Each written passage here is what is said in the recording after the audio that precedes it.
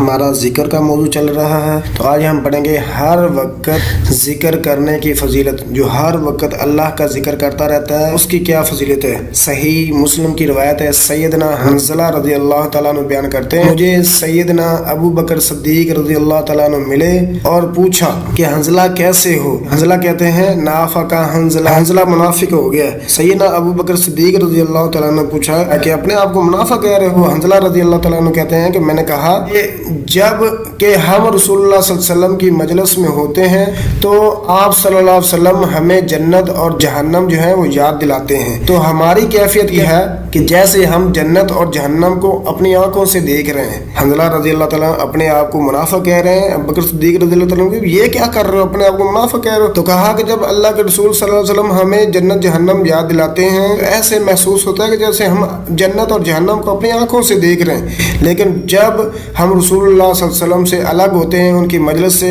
अपने बीवी बच्चों और कारोबार में मशगूल हो जाते हैं, मसरूफ हो जाते हैं, तो बहुत सी बातें भूल जाते हैं जो अल्लाह ताला के रसूल सल्लल्लाहु अलैहि वसल्लम ने हमें सिखलाई होती हैं। नेकी की, दुनिया से दूरी की, वो हमें बातें बहुत सी भूल जाती हैं। तो सैयदना अबू बकर सिद्दीक रज़ी अल्लाह तआला ने फरमाया ये मसला तो मेरे साथ भी है कि मैं अल्लाह के नबी सल्लल्लाहु अलैहि वसल्लम के साथ होता हूँ, कुरान और हदीस सुनता हूँ तो दिल खुश ऐसी है जैसे जन्नत को देख रहे हैं, जन्नत को देख रहे हैं। तो जो ही अपने बीवी बच्चे और कारोबार में मसरूफ़ होता हूँ तो बहुत सी चीज़ें भूल जाते हैं। हंज़ला और अबू बकर सिद्दीक रज़ी अल्लाह तआला अन्हु जो हैं वो चल पड़े और अल्लाह के रसूल सल्लल्लाहु अलैहि वसल्लम की खिदमत में हाजिर हुए। उन्होंने कहा कोई बात नहीं, हम अल्लाह के रसूल सल्लल्लाहु अलैहि वसल्लम के सामने ये मसला रखते हैं। अल्लाह के रसूल सल्लल्लाहु अलैहि वसल्लम के पास आए और कहा ऐ अल्लाह के रसूल सल्लल्लाहु अलैहि वसल्लम हंज़ला मुनाफिक हो गया है। फरमाया कि हंज़ला मुनाफिक हो गया। रसूलुल्लाह सल्लल्लाहु अलैहि वसल्लम ने फरमाया वो कैसे। कहा कि अल्लाह के रसूल सल्लल्लाहु अलैहि वसल्लम हम आप सल्लल्लाहु अलैहि वसल्लम की मजलिस में होते हैं तो आप सल्लल्लाहु अलैहि वसल्लम हमें जन्नत और जहन्नम याद दिलाते हैं। जब आपकी मजलिस में होते हैं तो आप हमें जन्नत जहन्नम के वाक़यात सुनाते हैं, याद कराते हैं और जहन्नम से, उनके हौलनाक अज़ाबों से डराते हैं। तो कैफियत यूँ होती है कि जैसे हम जन्नत और जहन्नम को देख रहे हैं अपनी आँखों के साथ। कहा लेकिन जब हम आप सल्लल्लाहु अलैहि वसल्लम यानी रसूलुल्लाह सल्लल्लाहु अलैहि वसल्लम से अलग होते हैं, अपनी बीवी बच्चों में और कारोबार में मशगूल होते हैं तो बहुत सी बातें भूल जाते हैं। तो फिर अल्लाह के रसूल सल्लल्लाहु अलैहि वसल्लम ने फरमाया, सही मुस्लिम की हदीस है, अल्लाह के नबी सल्लल्लाहु अलैहि वसल्लम ने फरमाया वल्लज़ी नफ्सी बियदिही, ये हदीस है कि अल्लाह की कसम मेरी जिस ज़ात के हाथ में जान है, उस ज़ात की कसम जिसके हाथ में मेरी जान है, अगर तुम हमेशा इसी कैफियत में रहो जो हालत मेरे पास होती है, यानी जिस तरह मेरे पास तुम रहते हो कि जब मेरे पास रहते हो जिक्र अस्कार सुनते हो, अच्छी बातें सुनते हो, अगर तुम हमेशा इस हालत में रहो और मुसलसल जिक्र में रहो तो फरिश्ते तुम्हारे बिस्तरों पर और तुम्हारे रास्तों में तुमसे मुसाफा करेंगे। अगर हर वक्त जिक्र में रहो, अल्लाह की याद में रहो, हर वक्त अल्लाह को याद करते रहो तो क्या फरमाया, फरिश्ते जो हैं वो तुम्हारे रास्तों के अंदर आ जाएंगे, फरिश्ते तुम्हारे बिस्तरों के अंदर आ जाएंगे, घरों में आ जाएंगे और तुमसे मुसाफा करेंगे, हाथ मिलाएंगे, सलाम करेंगे। लेकिन हंज़ला रज़ी अल्लाह तआला अन्हु जो है वक्त की बात है। जब आप मजलिस में कुरान और हदीस के लेक्चर से या वैसे दीनी लोगों से अलग होते हैं तो अपने आप को जिक्र में रखें, अपने आप को अल्लाह के जिक्र में रखें, हर वक्त जिक्र में याद करते रहें अल्लाह ताला को।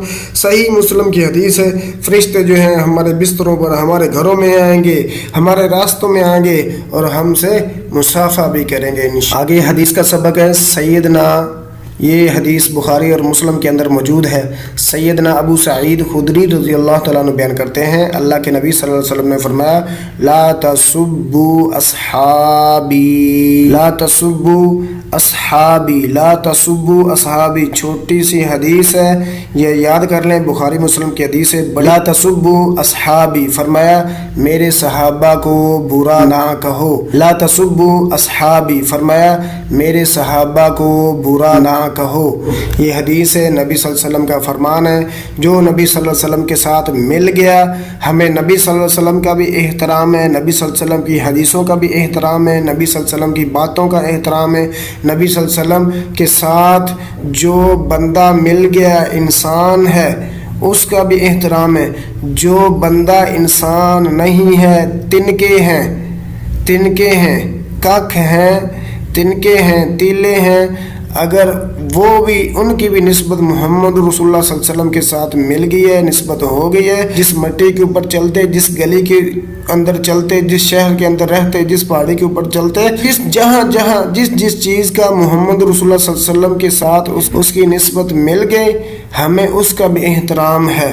تو جو صحابہ ہیں ان کا تو اللہ کے نبی صلی اللہ علیہ وسلم نے اعلان فرما دیا ہے، اکرموا اصحابی، اکرموا اصحابی، میرے صحابہ کی عزت کرو، میرے صحابہ کی عزت کرو، اور فرمایا لا تسبوا اصحابی، فرمایا میرے صحابہ کو برا نہ کہو، میرے صحابہ کو گالی نہ نکالو۔ یہ اتنا حرف آپ کو یاد ہونا چاہیے، لا تسبوا اصحابی، لا تسبوا اصحابی، لا تسبوا اصحابی، فرمایا میرے صحابہ کو برا نہ کہو۔